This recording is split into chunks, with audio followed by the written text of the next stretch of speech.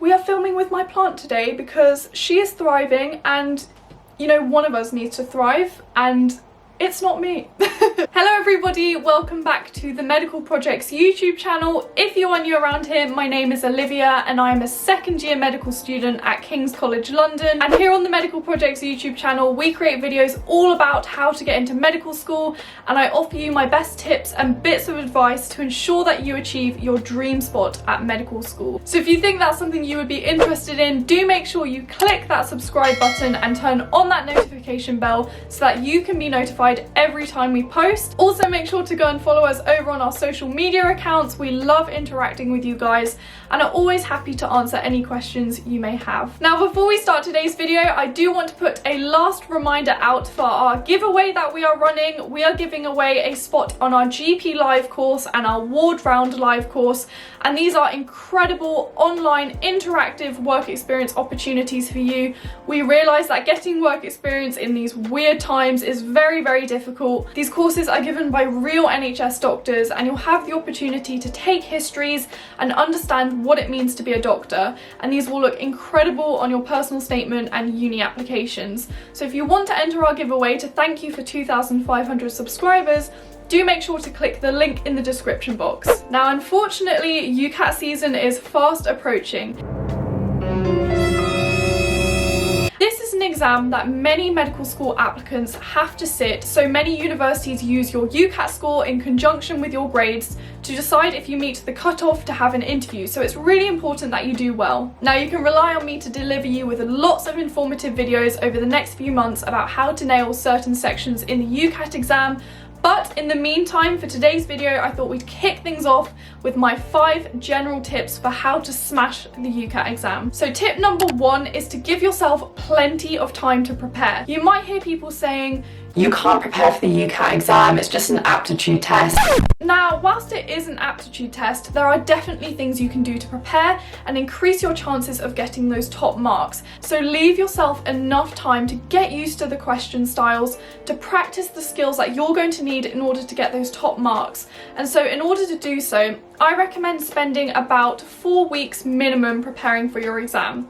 You don't want to spend too long because you want to make sure that at the time of sitting your exam, you're at your peak performance and you haven't burnt out. And you guys also want to give yourself a break over summer because it has been a tough year. So I don't want you to spend your entire summer revising for this exam. This year, testing season runs from the 26th of July to the 29th of September. So when I get people asking me when they should sit their test, of course it's going to be kind of your own personal choice, but I recommend usually not leaving it too last minute, but also not doing it as soon as summer starts, because you want to make sure that you've had time to prepare and de-stress from your end of year exams. So I usually think that August is quite a good month to sit it. Tip number 2 is to concentrate on your timing. The questions in the UCAT exam are not that difficult by themselves if you had plenty of time to do them, but unfortunately the UCAT exam is extremely time pressured, and that's what makes it so difficult. Each section has a multitude of questions that you have to get through in an allocated time. So whilst I don't advise starting your preparation off by timing yourself, I do think you should start general, understand the questions, but then when you feel confident, start timing yourself and become really disciplined. So the thing I advise people to do is have a timer, set a timer on your phone, and practice answering those questions in the allocated time scale. And you can look up what these are online. My UCAT tip number 3 is to get used to the testing conditions. Obviously, it's hard to simulate what your real exam is going to be like until you're in the room, but there are some steps you can take when you're preparing to ensure that, you know, when it comes to your exam, it's not a completely foreign environment. So for example, in your real UCAT exam, you're not allowed to use a real calculator. You have to use an on-screen calculator. So there's really no point practicing with a real one, because it might mean that you think you're quicker than you actually are, because when you're clicking on a computer, it takes a lot more time. Additionally, in your exam, you're provided with a whiteboard and a pen, and you can use this to make workings out when it comes to quantitative reasoning or decision making. Now, a top tip from me and my own experience is to make sure that your whiteboard pen works before you sit the exam, because otherwise you'll be in the exam not being able to write anything down, and that was really hard. Learn from my mistakes, guys, learn from my mistakes. In the UCAT exam, you really don't get any breaks. You only get 1 minute holding screens before each section. So when it comes to doing your real life mocks, make sure you're not wandering off to the kitchen to get a cup of tea, or you're not snacking during the test, because obviously that is not going to simulate the real thing. Tip number 4 is to focus on your weak areas. The UCAT exam is made up of 5 individual sections, and these all test very different skills, and you'll probably find that naturally you are just better at some than others. Now, it's really tempting to just practice the ones you're good at because it boosts your confidence, makes you feel good, and you might be tempted to think that actually if I can boost my score in these ones, it will compensate for the ones that I'm worst at. But I think that is a very bad strategy. So what I advise you do is you allocate the most amount of time to the sections you're struggling with. I know it can be so soul destroying when you're doing really badly in a section. For me, this was quantitative reasoning, but actually in the end it ended up being my strongest section. So it just goes to show that if you put the time aside, you can really boost your scores in your weaker areas. Also, whilst we're talking about the individual sections, do not neglect your situational judgment.